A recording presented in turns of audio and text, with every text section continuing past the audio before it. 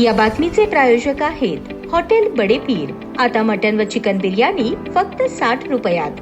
आमचा पत्ता Lakshmi market Vijapur waste आणि दुसरी शाखा मुस्लिम बादशाहपेठ सोलापूर। राज्याचे माजी उपमुख्यमंत्री स्वर्गीय अजितदादा पवार यांच्या स्मृती जतन करण्यासाठी व त्यांच्या विकासात्मक कार्याला कायमस्वरूपी अभिवादन करण्याच्या उद्देशाने सोलापूर शहरात भव्य व प्रेरणादायी स्मारक उभारण्यात यावे अशी मागणी Rashtravadi Congress Party social media विभाग आणि रयत क्रांती शेतकरी संघटनेच्या वतीने करण्यात आली। या संदर्भात महापौरांना सविस्तर निवेदन देण्यात आले। सुरुवातीला महापौर विनायक कोंड्याल यांचा Rashtravadi Congress Party social media विभाग आणि रयत क्रांती संघटनेच्या वतीने पुष्पगुच्छ देऊन विशेष सत्कार करण्यात आला। त्यानंतर हे निवेदन Rashtravadi Congress Party social media विभागाचे शहराध्यक्ष वैभव गंगणे व रयत क्रांती शेतकरी संघटनेचे जिल्हाध्यक्ष नामदेव पवार यांच्या नेतृत्वात देण्यात आले। निवेदनात नमूद करण्यात आले आहे, स्वर्गीय अजितदादा पवार यांनी आपल्या कारकिर्दीत राज्याच्या सर्वांगीण विकासासाठी ठोस व दूरदृष्टीपूर्ण निर्णय घेतले। विशेषतः जलसिंचन प्रकल्प, शेतकरी कर्जमाफी, पायाभूत सुविधा विकास, ग्रामीण भागातील रस्ते व वीज पुरवठा सुधारणा, औद्योगिक गुंतवणूक वाढवणे आणि युवकांसाठी रोजगार निर्मिती या क्षेत्रात त्यांचे योगदान उल्लेखनीय राहिले आहे। आजही नागरिकांमध्ये त्यांच्या स्मृतींविषयी प्रचंड आदर आणि भावनिक जिव्हाळा आहे। हीच जनभावना लक्षात घेऊन सोलापूर शहरातील मध्यवर्ती व प्रतिष्ठित ठिकाणी त्यांच्या पूर्णाकृती पुतळ्यासह सुशोभित स्मारक उभारण्यात यावे अशी मागणी निवेदनातून करण्यात आली आहे। तसेच स्मारक परिसरात त्यांच्या जीवन कार्याचे दस्तऐवजीकरण, छायाचित्र,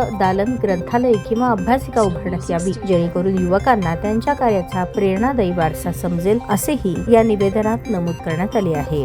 यावेळी उपस्थित पदाधिकारी, कार्यकर्त्यांनी स्वर्गवासी अजितदादा पवार यांच्या प्रतिमेस पुष्पहार अर्पण करून अभिवादन केले। अजितदादा हे फक्त नेते नव्हते तर विकासाची दिशा दाखवणारे नेतृत्व होते। त्यांचे स्मारक हे सोलापूरच्या विकास इतिहासातील एक अभिमानाचे प्रतीक ठरेल अशी भावना व्यक्त केली। महापौरांनी निवेदन स्वीकारून विषय गांभीर्याने विचारात घेतला जाईल व सकारात्मक पावले उचलली जातील असे आश्वासन दिल्याची माहिती संघटनेच्या वतीने देण्यात आली। यावेळी सुहास कोलारकर, रेवप्पा सुतार, पवन पाटील, सागर रणदिवे, धनंजय शिंदे, विकास शिंदे, श्रीनिवास यादगिरी, संतोष माने, संदेश मोळावकर, सौरभ काटकर आदींची उपस्थिती होती।